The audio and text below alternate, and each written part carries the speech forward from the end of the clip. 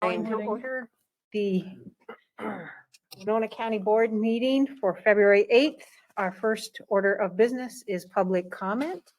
There is 2 minutes for folks here in the audience, online or in person, to tell us whatever your comments for us. So does anyone have any comments? Please step forward if you're in the room to the mic.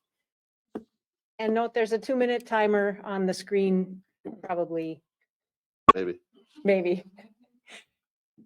Yeah, go for it. Jackie Saraki, I live at 1354 West 3rd Street in Winona. I'm just here to let you know I'm still against that tabled public health ordinance, and I think it'd be nice if you just postpone it indefinitely. I'd also like the board to be aware that there are organizations and facilities in town that are requiring COVID-19 vaccination proof or proof of negative COVID test for people to participate in events or to enter buildings. And I think that this is a form of discrimination and a violation of people's privacy. And it'd be nice if members of the county board would come out publicly against this kind of practice in our town. And that's all I have to say today. Thank you. Thank you.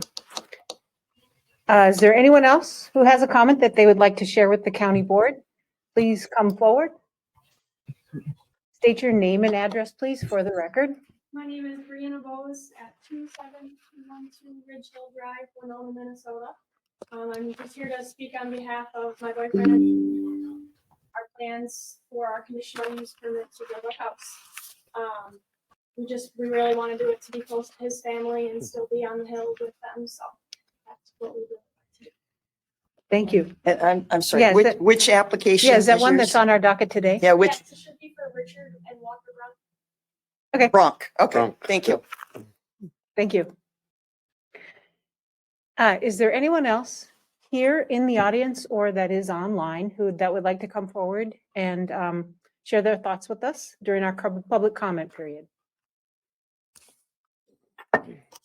That was the third time I would ask again anyway. Is there anyone else online or here in the audience that would like to share their thoughts with us? If so, please either unmute yourself and get our attention or come up to the podium.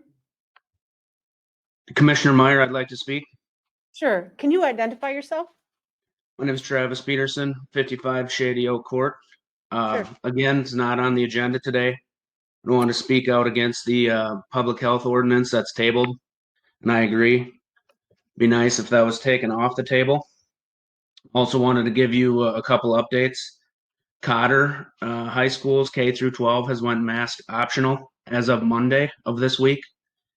I would encourage you to support your WAP school board members and come out publicly so the public education can match the private education in this county. I guess Lucin, I believe, still has a mask mandate. I'm not sure. St. Charles has kind of gone back and forth. But your support for the children would mean a lot to those children.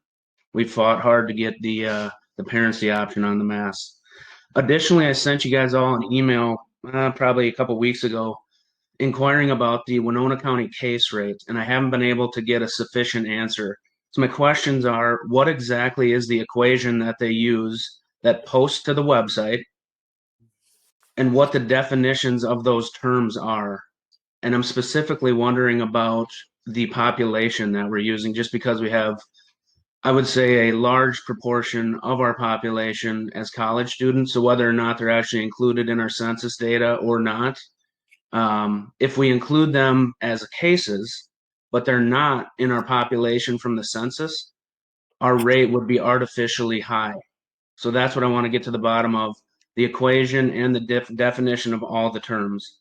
And especially now that the president, even of the United States, has ordered an investigation into COVID hospitalization and death classification. I believe the definitions of the terms that have been used over the last couple of years are all under scrutiny right now and probably should have been prior to that. Thank you. Thanks. So I'll ask one additional time. Is there anyone else who would like to come forward and share their thoughts with us here in the room?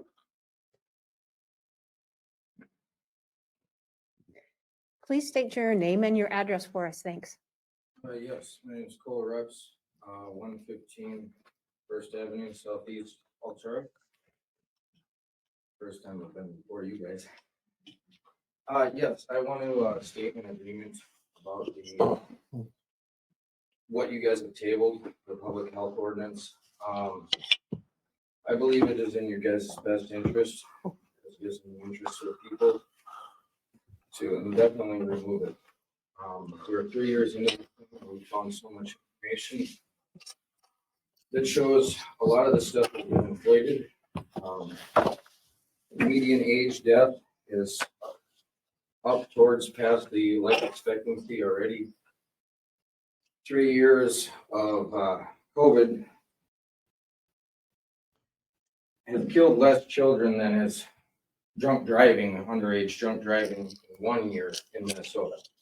It's getting ridiculous, and a lot of the guidelines make no sense. I'd like to say, I mean, I know that standing before you, it looks like this is my personal opinion, but there are a lot of people who side with me on this. As you guys have heard from several others.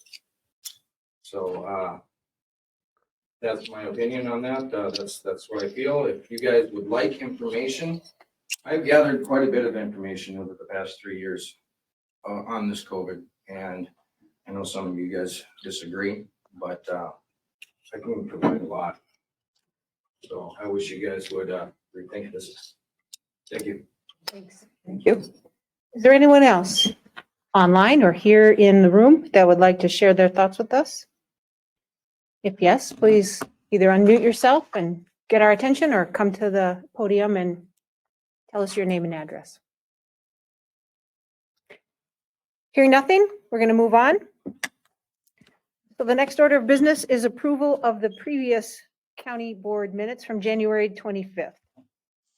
Excuse me, Madam Chair. Commissioner Jacob, I don't see you on our board. Are you He's- still he- connected? Yeah, He's right can you there. hear me? Oh, he's the SMG. He's a big yes, yeah. 99U? Okay, all right. Just wanted to make sure he was still connected. Yep. Thank you. Approval of the county, I'll so move to approve the meeting minutes. Second. Okay, is there any discussion? Commissioner Ward has moved to approve the previous board minutes. Commissioner Kavesi has seconded. Hearing no discussion, all those in favor, please signify by saying aye to approve those minutes. Aye. Anyone opposed? Okay, minutes are passed. The next would be to acknowledge the receipt of approved committee minutes. That would be the Planning Commission meeting from December 16th, which is on page 21 of our packet. Madam Chair, Yes. item 6. Right, we do item 5 before item 6. Oh, I'm sorry. I was jumping to the committee record. I apologize. I was one step ahead of you. I You are. apologize. So I'm still looking for a motion to approve the receipt of the approved committee minutes. So which is- moved. Yes, okay. Any discussion? Hearing nothing, it has been moved by Commissioner Olson, seconded by Commissioner Kavesi to approve the committee minutes, which is the Planning Commission from December 16th. Everyone in favor of approving that, please signify by saying aye. Aye. Aye. Anyone opposed? Oh, anyone opposed? Okay. Now we're on to item 6, which is consent, comments, and approval of the agenda. Commissioner Ward. Okay, just one announcement, please. Commissioner Kavesi. Nothing for me, thank you. Commissioner Olson. If I could just pull 7-6 for clarification. Okay, approved conditional use permit for Rudy Shelter. It's going to become 8.00. Commissioner Jacob. I'd like to pull 7.12 and 7.14. 1.2, which is the chloride grant, and 1.4, which is the arbitrage services for the bonds for the jail. So 7.12 could become 8.01 and 7.4 can become 8.02.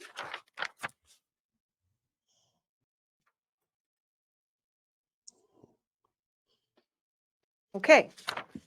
County Attorney Sonneman. Have nothing. Administrator Holty? Nothing? Okay. So our agenda has been modified. There are a couple things pulled, and Commissioner Ward has an announcement. So I would be looking for a motion to approve the amended agenda. So move. Second. Okay. This has been moved by Commissioner Ward and seconded by Commissioner Kavesi. Is there any discussion? Hearing none, would all those in favor signify by saying aye to approve the amended Aye. agenda? Aye. Aye. Anyone opposed? All right. In this case, we are ready to approve the consent agenda. So, Administrator Holty, could you read the contents of the consent business into our public record? 7.1, approve interim use permit for Epidemic. 7.2, approve conditional use permit for Brent and Cole Redding. 7.3, approve conditional use permit for Craig Adams and Trina Barrett. 7.4, approve conditional use permit for Richard Bronk and Walter Bronk. 7.5, approve conditional use permit for Gary and Gina McGarden.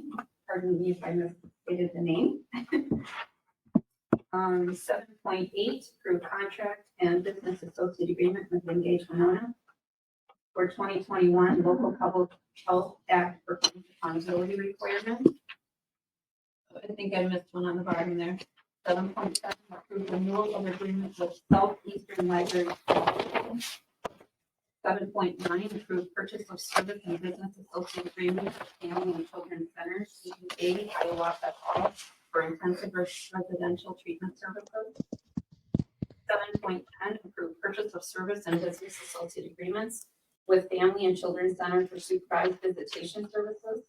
7.11, approve updated employee recognition policy.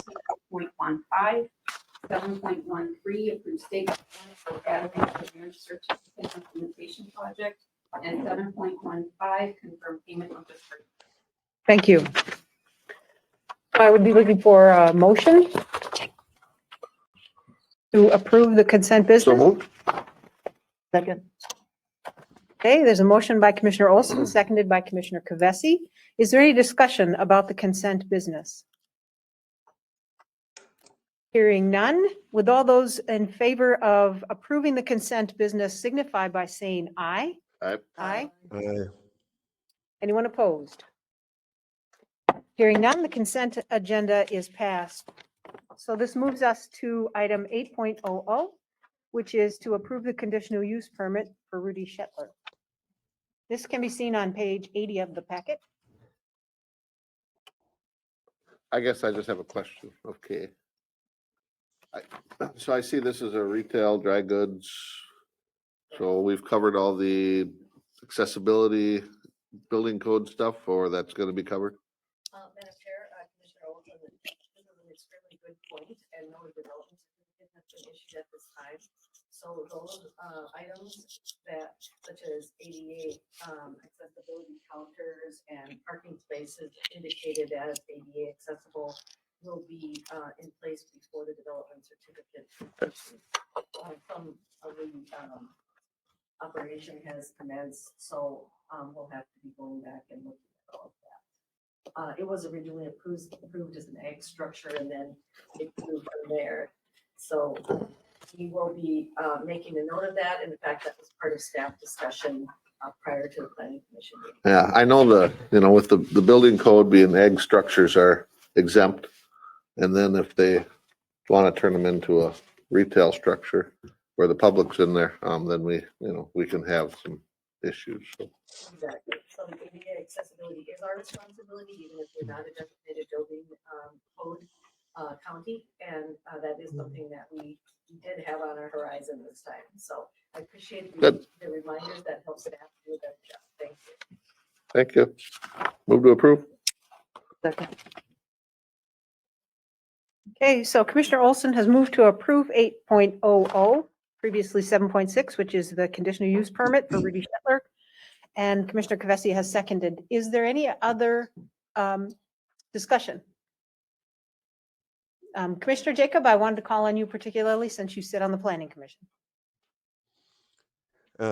Yeah, Commissioner Ward sat in for me at that meeting.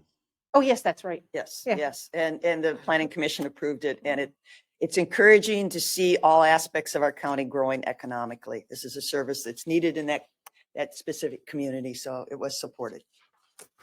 As I recall that there was support for it since it's really needed. Yeah. And it's replacing a business that just went away. Okay. So all those in favor of approving 8.00, please signify by saying aye. Aye. Anyone opposed? Okay, 8.00 is approved. We now move on to 8.01, which was previously 7.12. Receive Minnesota Pollution Control Agency memo regarding the chloride monitoring grant. Commissioner Jacob. Yeah, is Sheila Harms with us here today? I don't see her in the room. But Um, Commissioner, This is, Director I Paul- am in the room. Oh, I'm yay, as okay, a guest. thank you. Okay, they're not listed on our board. Yeah, I apologize. Yeah, I don't know why my name isn't coming up, but They're guest. Okay. Okay, so she So- is, yes. On a guest. I think my first question would be, since MPC is taking it upon themselves to move this over to the Wabasha County SWCD, has the Wabasha County SWCD been made aware of what the Winona County Board concerns were and the Winona County Attorney's concerns were when it was brought over to the Wabasha County SWCD? yes, they already were aware of that, full aware of that. In fact, talking with Terry Peters, the manager at the SWCD, as it turned out, they were already fully in compliance with the grant because they are co-located with the NRCS and already for many months now have been in compliance with those standards. Yeah, I don't think the issue from Winona County Board's position was that the compliance issues. The issues were that they're integrating these policies into the contracts, and that's what I think we had talked to Karen Sonneman about. And I mean, it doesn't appear as though the MPCA is asking us for anything here or looking for a vote. They're just telling us what they're going to do since we didn't give them the approvals that they wanted in the time that they wanted it. I mean, to me, this just feels like we're moving this item from Winona County to Wabasha County SWCD. It highlights these concerns that I've had for government to really operate outside of the intended elected process right from the start. I've been warning this. And so essentially MPCA, since they have so many different government entities that are all part of the WinLAC, they don't really have to answer to anyone. They didn't get what they wanted from the Winona County Board, so they said, well, we'll go over here and we'll still do what we're going to do. All the issues that existed before this was moved to the Wabasha County SWCD are still there. It's not a compliance issue. It's an issue of incorporating these mandates into the contracts. And quite frankly, I'm surprised Karen Sonneman isn't a little offended that they just kind of did an end around on her working on this issue.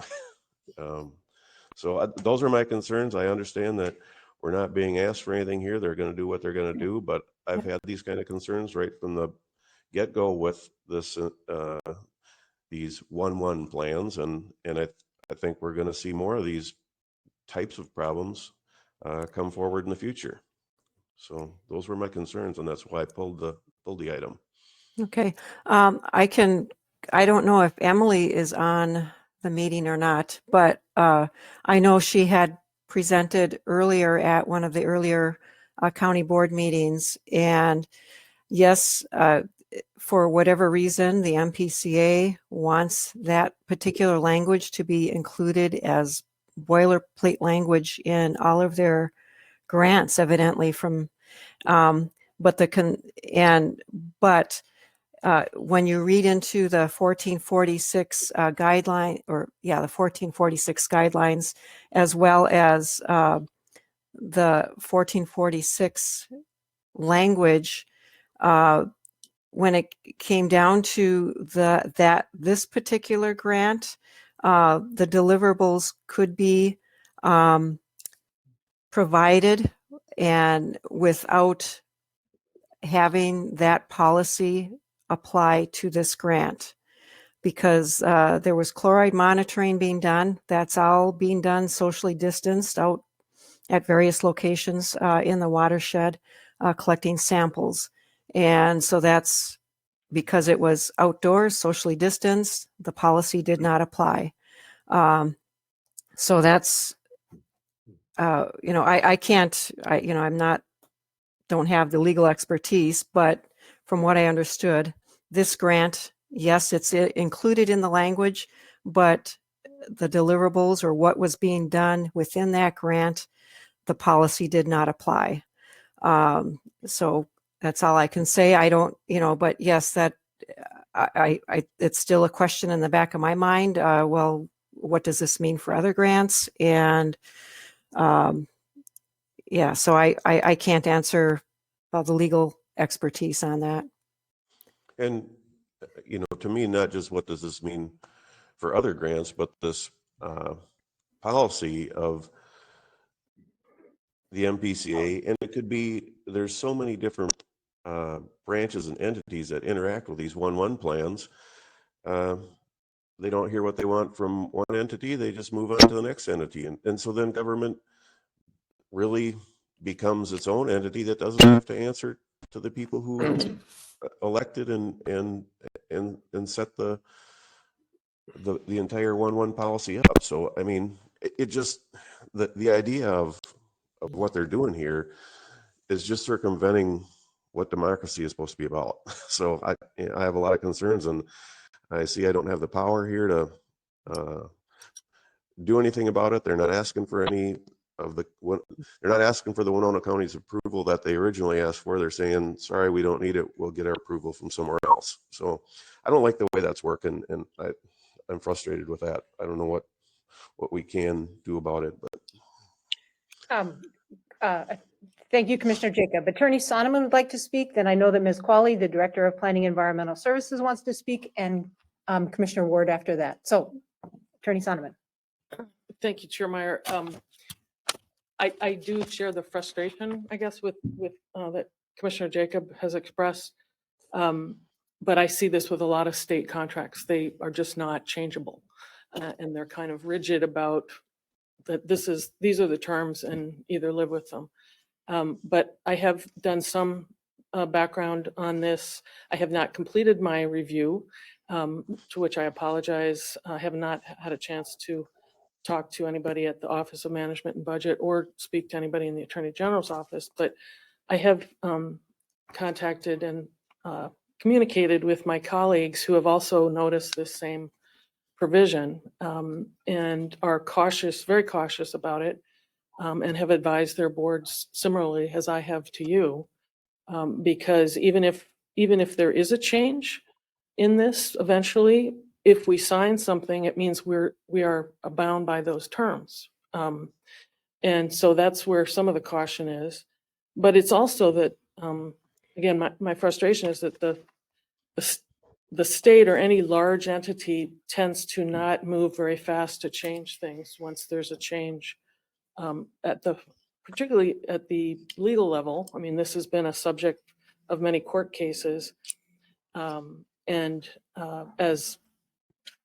I don't always want to drag Ms. Sanis into this stuff, but I think as we've seen even in the news today that it's going down in terms of hospitalizations and things like that. So I think there's a tendency of, well, we have to learn to live with unfortunately with COVID, and maybe we're seeing the end of the tunnel.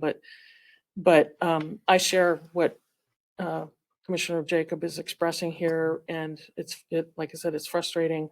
But I still would advise not signing any contract until we can clarify this provision. And I've had discussions with Ms. Qualley about this.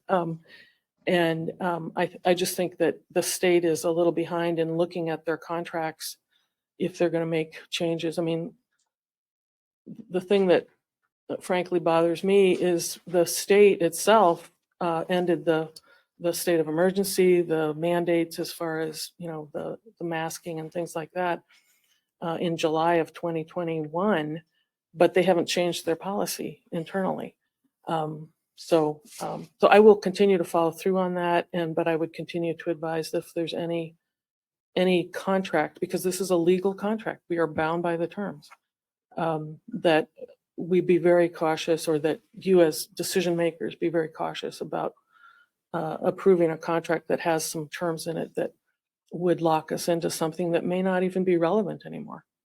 So thank you. Thank you. Director Qualley. Thank you, Madam Chair. Even though it's easy to demonize state agencies and everything the MPCA does, I just take me aside and let's talk about food lot registrations, for instance. However, rather than going after the individual state agencies that are following guidelines from the Office of Management and Budget, I'd prefer to keep the discussion at a higher level through MICA, through AMC, and through the channels of the attorneys' offices for all the counties. Because if that is going to be removed, that would be the place to go and to have that interaction, which I'm sure Attorney Sondland will be doing. That way, it can be removed across the board, because departments that are operational departments, health and human services, my department, just arbitrarily denying contracts, at some point, we're going to create a bottleneck of able to work. So I just wanted to make that comment about Office of Management and Budget. Thank you. Thank you, Director Quality. Commissioner Ward. Thank you.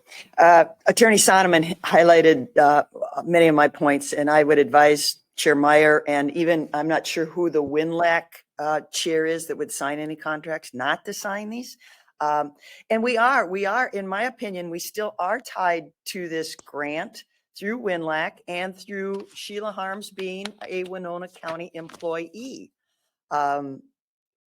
So we have to ask Ms. Harms, is she providing a vaccination card, which we haven't as a policy asked any other employee to prove vaccination or a negative test. So we're going into unprecedented areas that I don't want Winona County to do. And as a role of sitting on MCIT, who is our workman's comp provider, that puts us at risk. If something happens in a health situation that Ms. Harms would contract any, specific thing, that puts us, our policy, under responsibility for workman's comp issues. So we are tied to it. We can't disconnect ourselves to it, having one of our main employees working on the contract. So that has significant, and that's not just significant to Winona County. It's significant to all counties and in the state of Minnesota. And I agree with Commissioner Jacob. We tried, one of our goals is to be transparent and accountable. And this is just taking this way out of our hands and not allowing us to do our job by a state agency. And believe me, we have AMC has a day on the Capitol Hill, and I will be carrying copies of this contract with me to Representatives Plowski, Drazkowski, Senator Goggins, and Senator Miller. We will probably meet with them, and just so that they know what their state agencies are doing to us on a local level. So thank you. Thank you. Ms. Qualley, would you like to respond? Madam Chair, Commissioner Ward, this contract is going to be administered by Terry Peters from the Wabasha SWCD. So questions about my staff's vaccination status are inappropriate at this time with respect. Thank you. Thanks. Okay. Commissioner Ward and then Commissioner Jacob. Is that okay? Okay. And not to be attacking anybody or disrespectful, but the information I'm provided, I did not know that. But I know Ms. Harms is instrumental, and Ms. Harms is indicated in the letter here. So this, again, with the brief information and not seeing a new contract, Wabasha Soil and Water is totally doing this then, as I understand? Winona County's totally out of it. We're not sitting in any meetings, gathering information or, okay. All right. Thank you. That was not provided. I appreciate that. Commissioner Jacob. Thank you. So by Attorney Sonoman's statement here that she just stated, we are bound by these terms. I mean, I'm just surprised that our county board doesn't have more concerns about this as a whole, because this was brought to us. We didn't make the decision that the MPCA wanted us to make, so they go to Wabasha County SWCD, and now we're bound by what the decisions that the Wabasha County SWCD make. So I mean, even though our majority of our board could be in agreement with whatever the policy is that's being developed here, we're setting the precedence for that. We allow other people to be responsible for what this board is really. We're approving this whether we agree with it or not through the Wabasha County SWCD, and that just seems like so many levels of the way it's not supposed to work. But that's what's happening, and I've warned against this right from day one with this 1-1, and here's just an example, and you're going to see more and more of it in the future. So I've just got a lot of frustrations with it. Attorney Sonoman would like to respond. Mhm. Yeah, Commissioner Jacob, by my comment of being bound to terms of a contract, I didn't mean specifically that we are bound to now that Wabasha County has taken up this contract. What I meant is that But we are.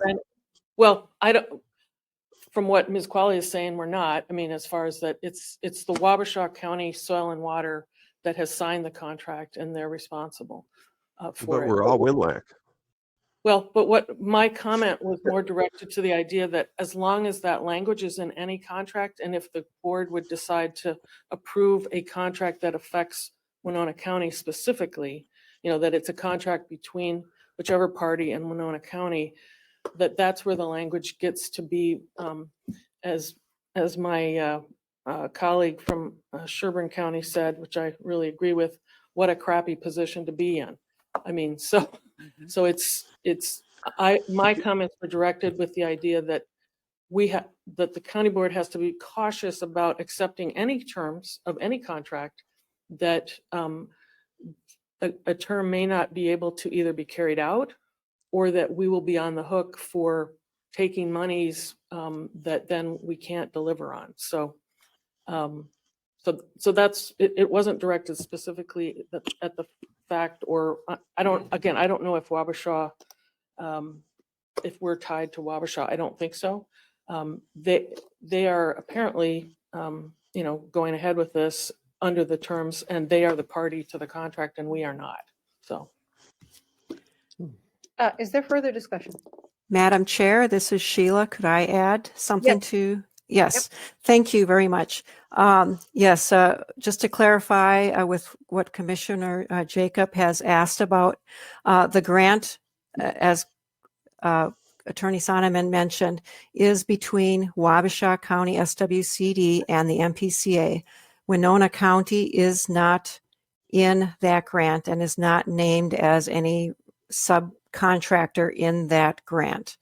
So any of the policies from 1446 do not apply to myself or anybody else within the county that might be helping or doing anything with that grant, because I'm not getting paid from that grant. So I am excluded from those requirements. And the WinLAC planning grant is through Bowser, the Board of Soil and Water Resources, and that language is not in that grant. And I specifically asked Adam Bielke, our board conservationist at Bowser, what this language, I showed him the language. I said, is there anything like this going on with the Board of Water and Soil Resources with any implementation grants for one watershed or one plan? And he checked with his supervisor, and they knew nothing of this language. The first time he had seen it is when I showed it to him. And that's kind of, so that's kind of the question in my mind: what's different about the PCA versus the Board of Water and Soil Resources? And then thirdly, I am looking at the grants that we have had that we currently have or that are, might be coming down the pike, none of them have this particular language in it. So the Winona County Board has, that I'm aware of, any grants that are coming through our department have not had this language in. This was the first that I had seen it, was for this particular grant that was called to question. And that's all I have. Thank you.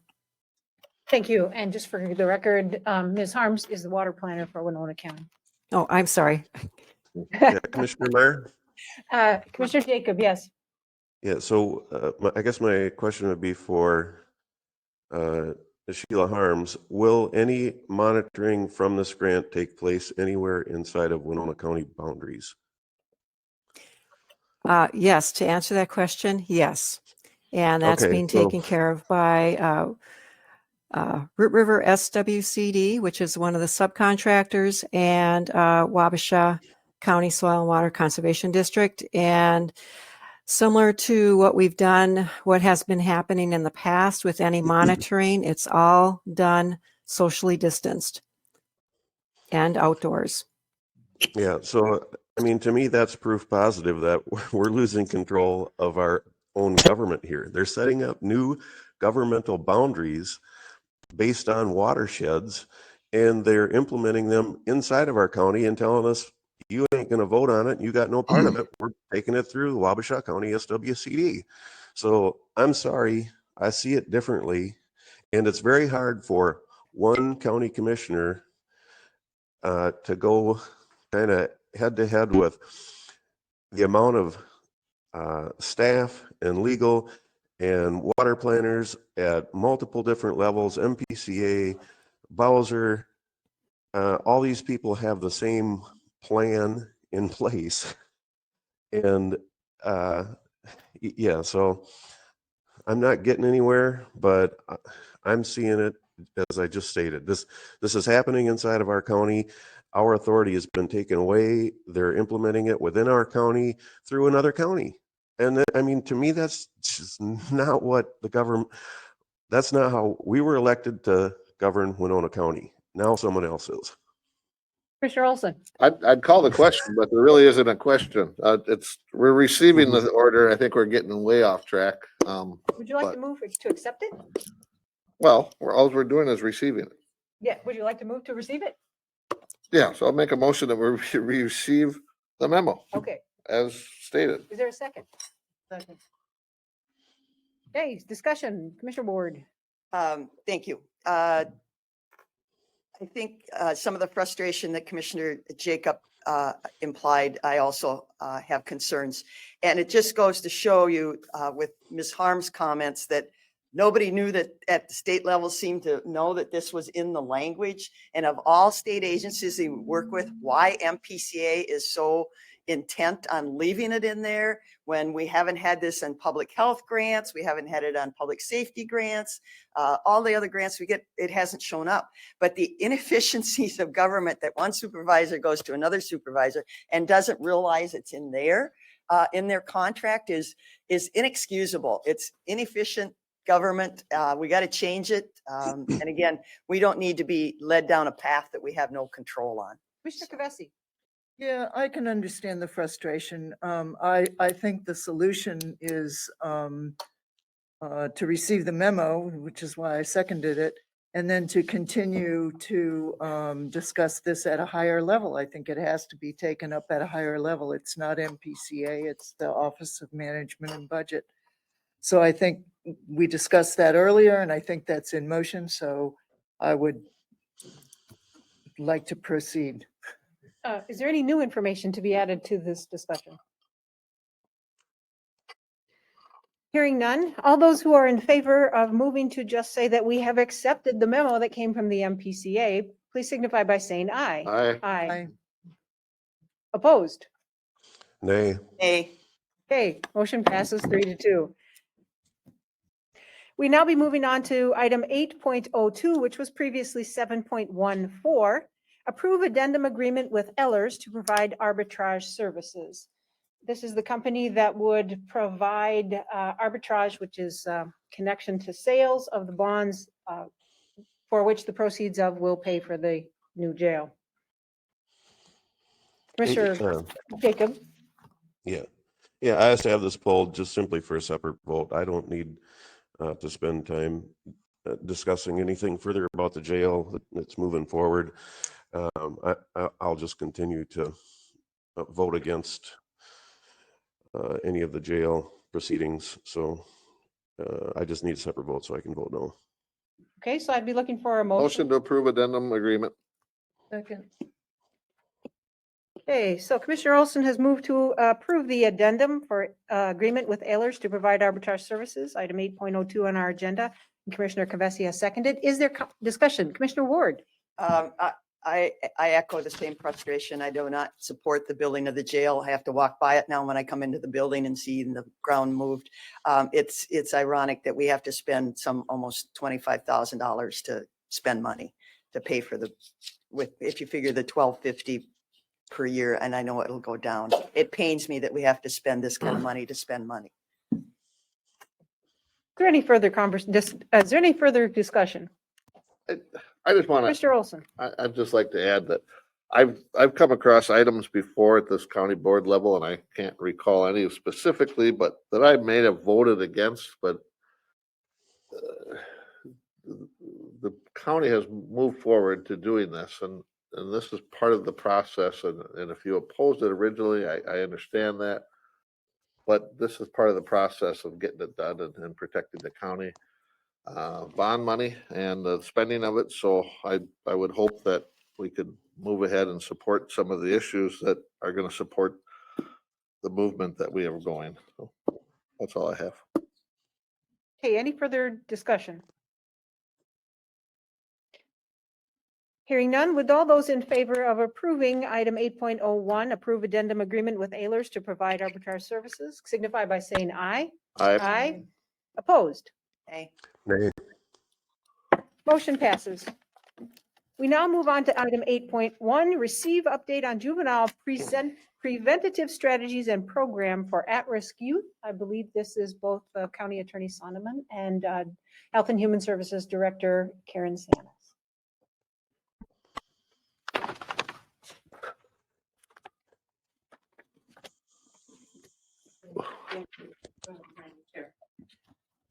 Yes, we have, as a product of the listening sessions, it was assigned to our Health and Human Services Advisory Committee to begin work moving forward with looking at the juvenile services that we have available in Winona County. We as a Health and Human Services Advisory Committee, I believe we've taken it as far as we can go. Attorney Sonneman and I talk regularly, in regards to other things, but we have spent some time really talking about how to best kind of tackle this issue. And I believe that we were doing duplicative work. And so we thought it would be best to have one committee working on this project. So what we have completed, some of the Health and Human Services Advisory Committee came up with a list of questions that they wanted answered. We have gone through that and we have provided a kind of an overview of the work that was done within our committee. We felt very comfortable that we would transfer to the CJCC Prevention and Early Intervention Work Group as they are working on a broader range of prevention and early intervention services through the SID mapping that was identified to have better access to health and human services in more prevention and early intervention.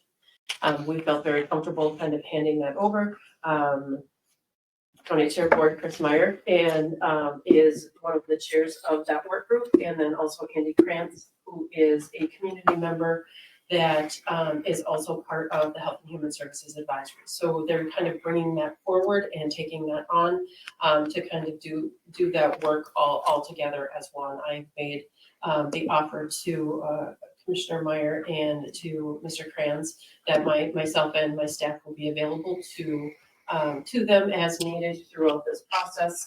And I believe that there has been an initial meeting already. Mm-hmm. So yes, Attorney Sonneman, do you have anything else that you wanted to share? Yeah, just a couple things. Ms. Sanis is correct. We've had conversations. We've, I think, recognized that there's a intersection, and certainly the public has commented about how they'd like to see more focus on early intervention and prevention and not use the criminal justice model. Well, as I said when I attended, and thank you, Chair Meyer, for giving, I think, Karen and I, as well as Rebecca Church, my assistant county attorney, who handles criminal justice for juvenile delinquency and CHIPS cases in our office, attending that meeting on the transfer of the juvenile alternative detentions alternative initiative from the Department of Corrections in the state to the Office of Justice Programs, which is in the Public Safety Department. And at that meeting on Friday, there was concerns raised again about let's try to make more focus on a public health model, which I've always felt, even when I was a public defender, I had heard early on. I mean, the thing is that you hear about these things and there's a cycle of them. I always remember Judge Thompson, if some of you remember, he would say from the bench, well, 30 years ago, we looked at this problem. Well, I can say that now too. Yeah. So it comes and goes. But anyways, I think there's more focus on it now, which I'm really pleased to see. And it was really heartening at this meeting. And Commissioner Kavesi was there too. It was by Zoom. And I know Ms. Sanis wasn't able to be there, and neither was Ms. Church, but it's that focus on the public health model is focusing on reducing the risk of and increasing the resiliency against problem behavior that leads children into the juvenile delinquency. So I think we're with the help of that listening session and listening to folks, and I'm very glad to see Commissioner Meyer and community member Grant during that early intervention and prevention committee. And it is the newest committee of the Criminal Justice Coordinating Council. And I know some people will complain, well, it's still in criminal justice. But as Ms. Sanis said, I think we thought we don't want to be duplicating efforts. So that's where we're going. We've been looking at this for years, but I think there's a new engagement in it and more initiative going. So, Mr. Kavesi. Yes, I agree with the discussion, and I did sit on the meeting on Friday where it was discussed about the option of moving juvenile alternative programs to the public safety. And there was a lot of pushback. It's similar to the discussions in our community wanting to focus on prevention and early intervention, which leads me back to our work group, which is called Early Intervention and Prevention. And I think by the makeup of that work group, we're really kind of crystallizing the concept of the Criminal Justice Coordinating Council, whatever you call it, because, I mean, if it has the name criminal justice in it, it is broader than criminal justice. And I think the makeup of that committee with its strong ties to the Health Services Advisory is back to the concept of getting all the people together who work on these issues and talking and resolving and moving on. So hopefully that's going to be happening. I have a lot of faith in this work group, so thank you. Commissioner, I'm sorry, if I could just say one more thing. and then Commissioner Ward. Yeah, I'm sorry, Commissioner Ward. That's okay. What Ms. Sanis was discussing as far as that grant or whatever it was, this earlier in the meeting. Public, yeah.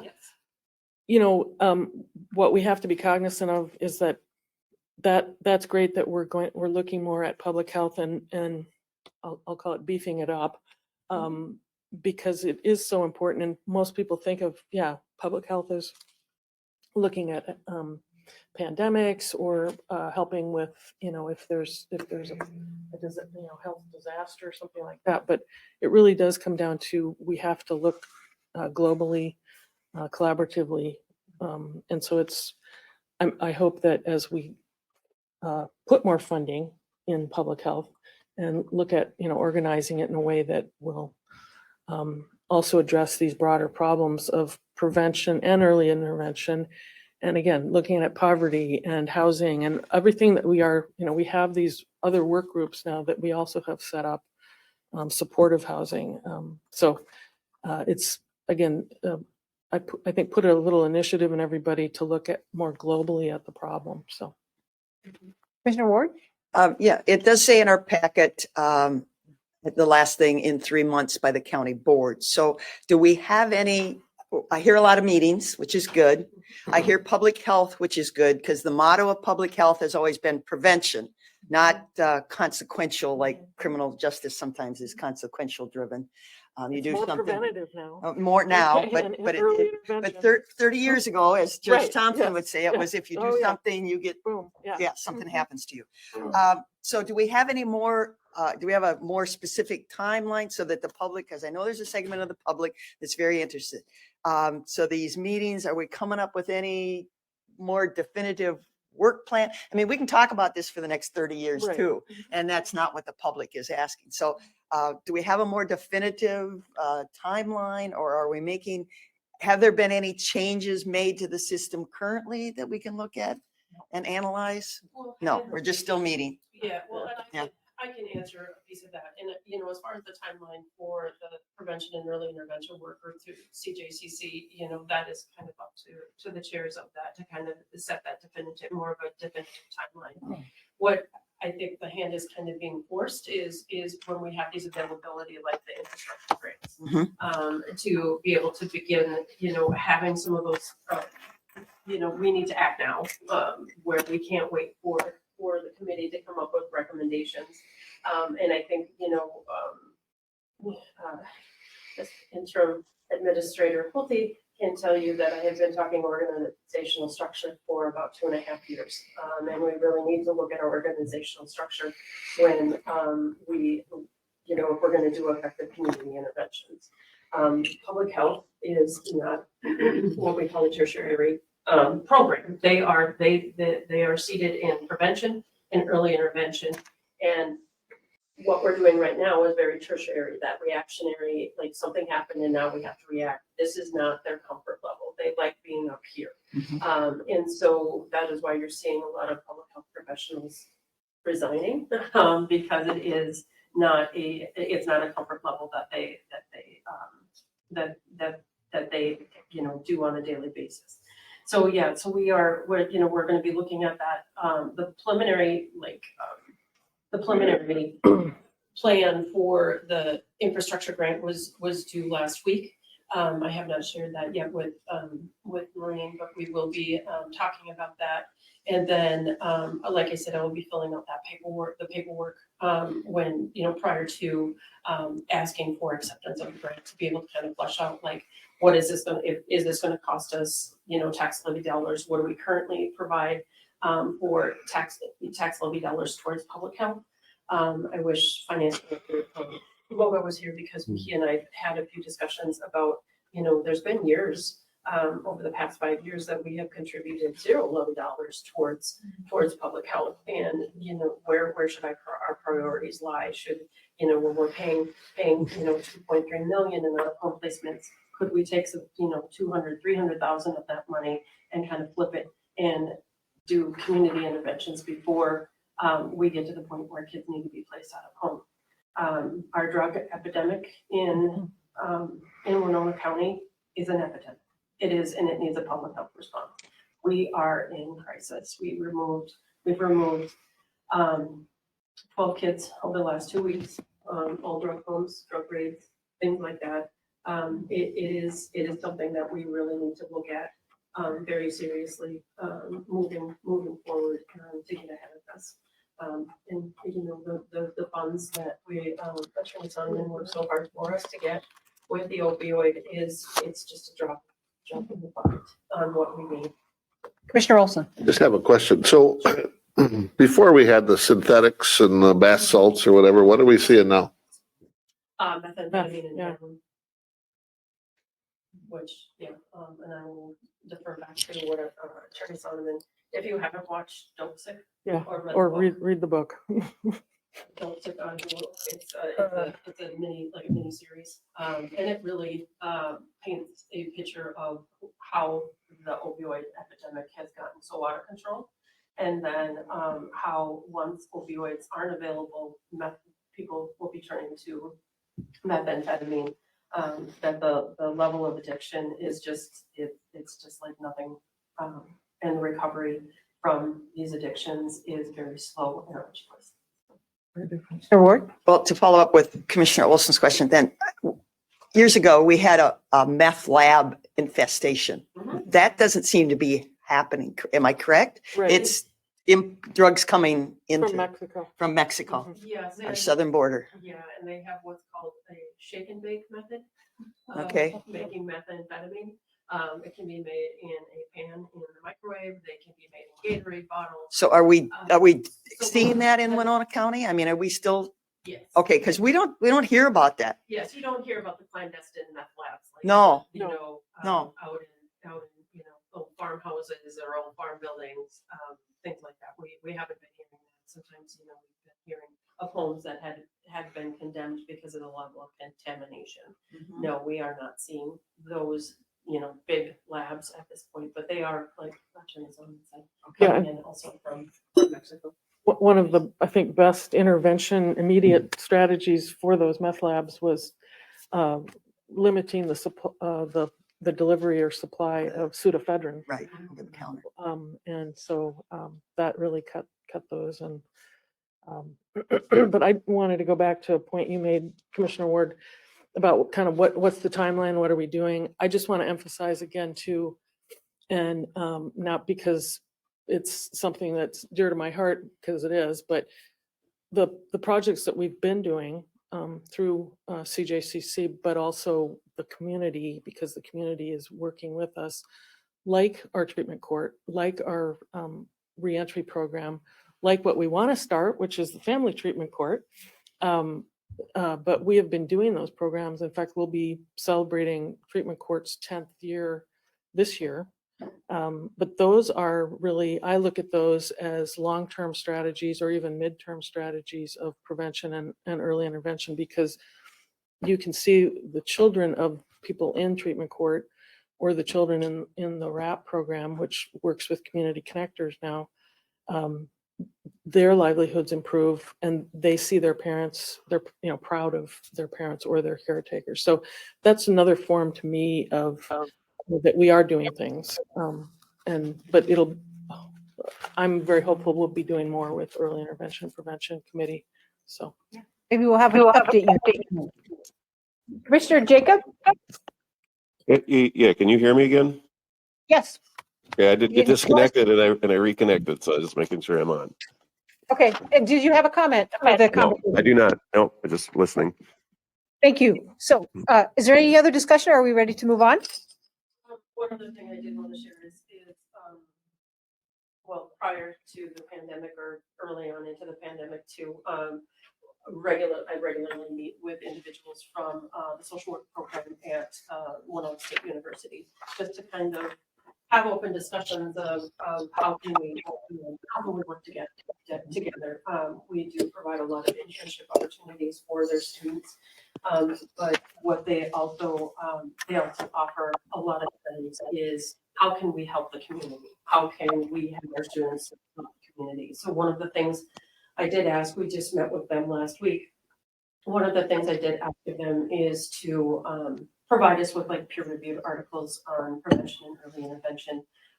Maybe do like a white paper. I'm not quite sure yet how it's going to look, but I have gotten confirmation for the Vandenberg over there that they will start moving forward and compiling this information for us to talk about like the benefits of prevention and early intervention in communities, and diverting individuals from the deeper end services like out of home placements, the drug treatment facilities, things like that, mental health, hospitalizations, those types of things that have been really available in other parts of the country that we could look at implementing. So I did share that with Commissioner.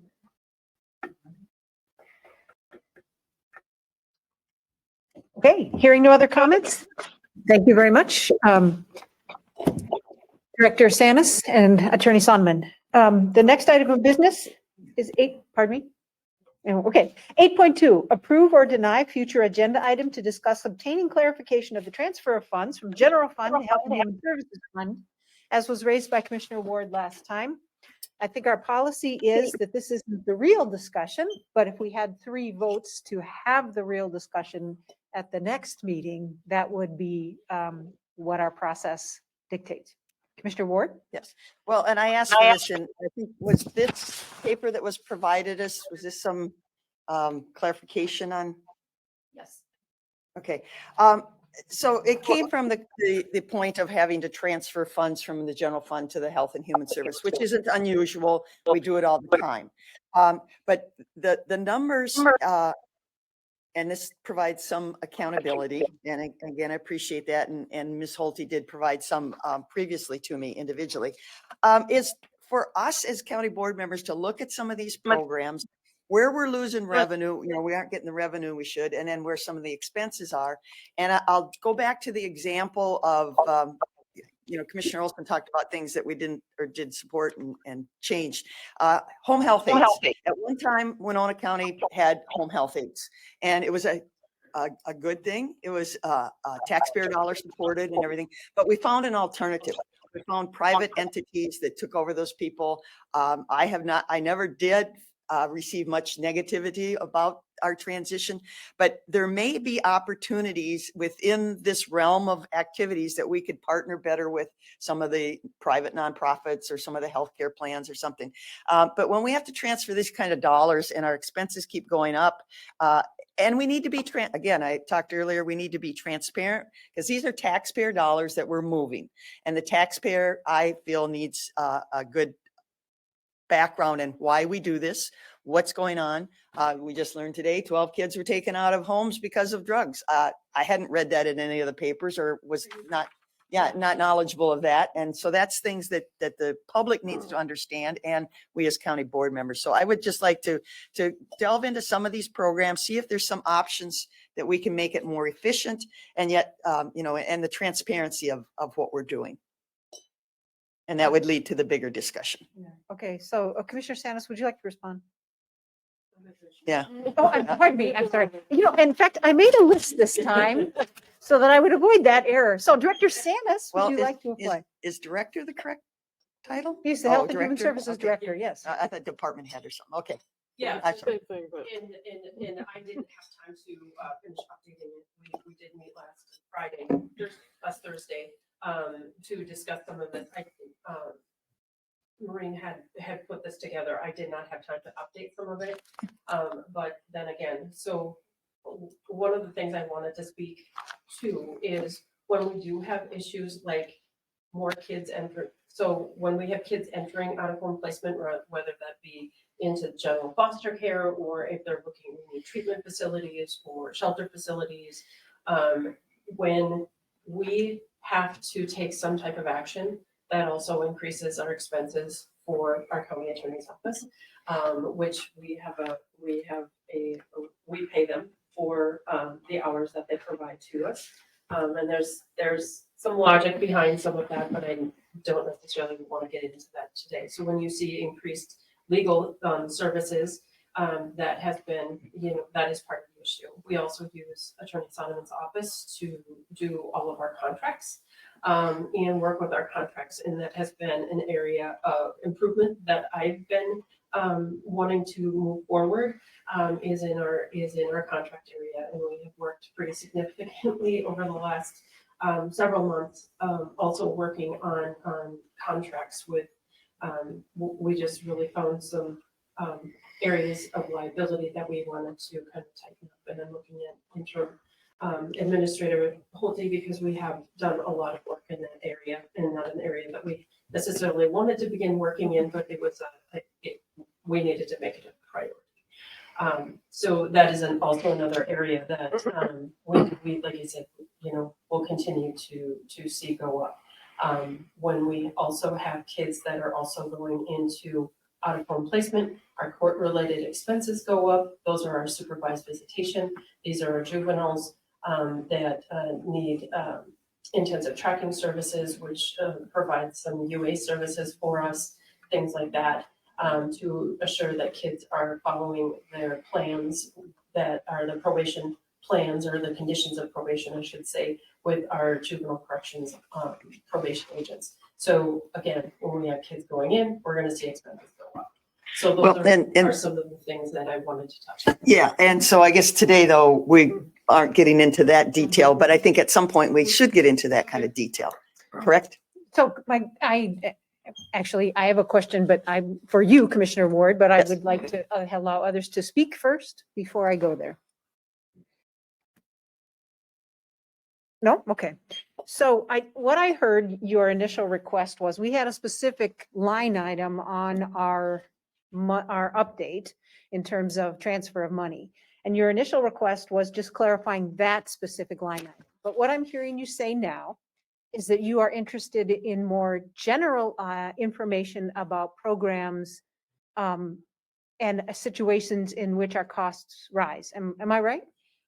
Yes, because we do this all the time. Every year we do have to transfer, usually, and I appreciate it. It's much less than it was. I mean, at times it was in excess of I think over $1 million, $2 million, which again, that's not transparent to the public. No. So yes, it stems from that, but it goes into, and again, a bigger discussion of how we can control those expenses.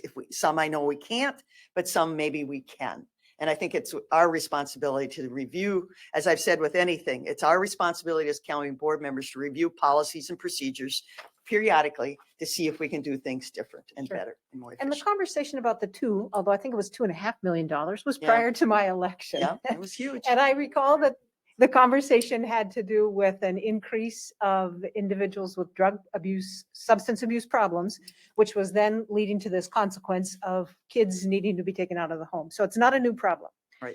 With respect to our specific item from last time, it was my understanding, we got some communications.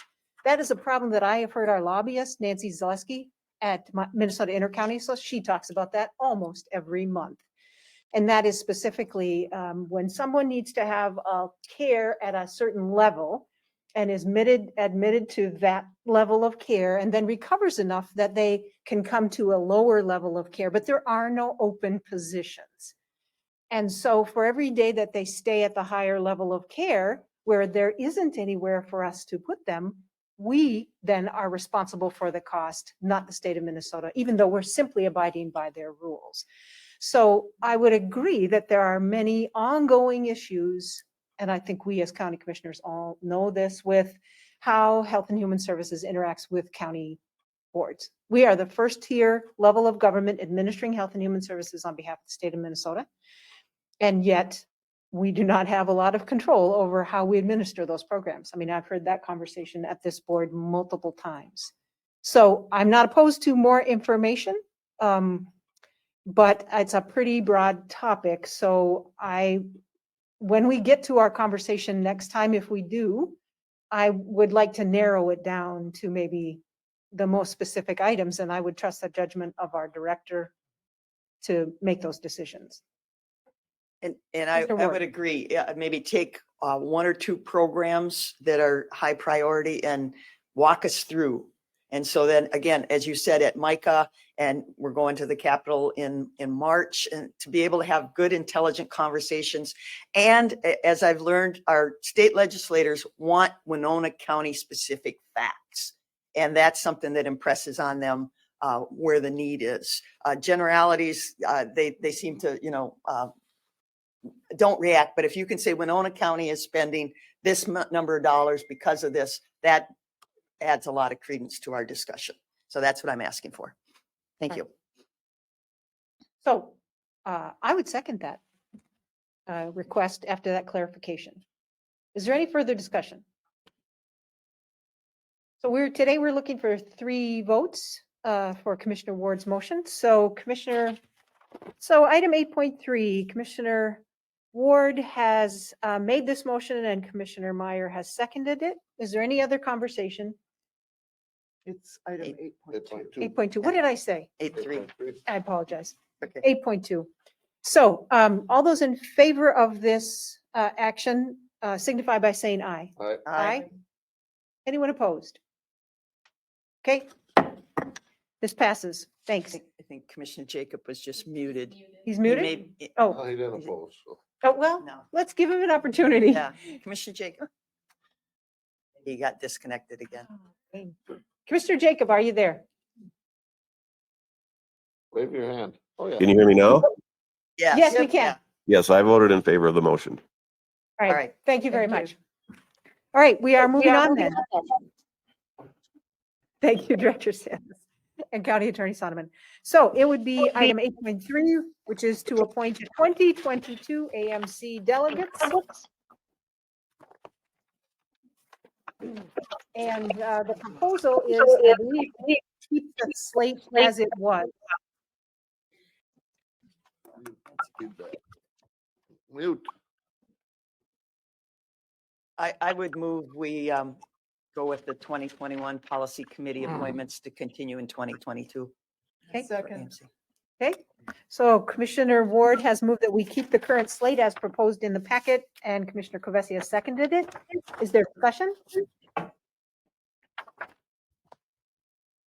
Hearing none, all those in favor of keeping the slate as presented signify by saying aye. Aye. Opposed? Okay, it passes.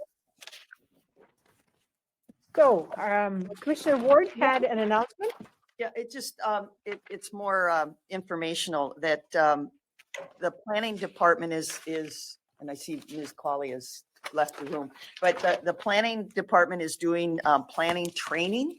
And I think it's virtual. So if anybody, I mean, it's designed for members of the Board of Adjustment and the Planning Commission, but the public, that anybody has interest in it, because we do have a lot of interest in what we do in planning and zoning, can listen in. It's a virtual training. And I believe that's Wednesday at, no, Just tonight. tonight. At 5. Tonight at 5, Tuesday at 5. And I think, again, that should be online if anybody wants to just join in and listen, learn all about planning and zoning. And then we're going to have a solar ordinance discussion update, and that's the February 22nd. Again, that would be, I think, a virtual option so the public can listen in and they can understand what's going on and such. I think those are two important things that the public has interest in. So, thank you. So that discussion on the 22nd, I haven't looked at the calendar. Is that part of our meeting? Well, it was unclear, but I think it. Yeah. It will be a working session prior to the board meeting. Okay, Right. thank you, Administrator Hope. So that's a night meeting at 7 PM, so it'll be Right, prior to it's at 7. like 5:45 an hour. Okay. Yeah. Yes. Plus it's all twos, 2/22, 22. Commissioner Ward, anything else? No, that's what I wanted to advise the public of. Okay, I'd Thank be you. looking for a motion to adjourn. So moved. Second. Moved by Olson, second by Commissioner Kovesi. Any discussion? All those in favor, signify by saying aye. Aye. Aye.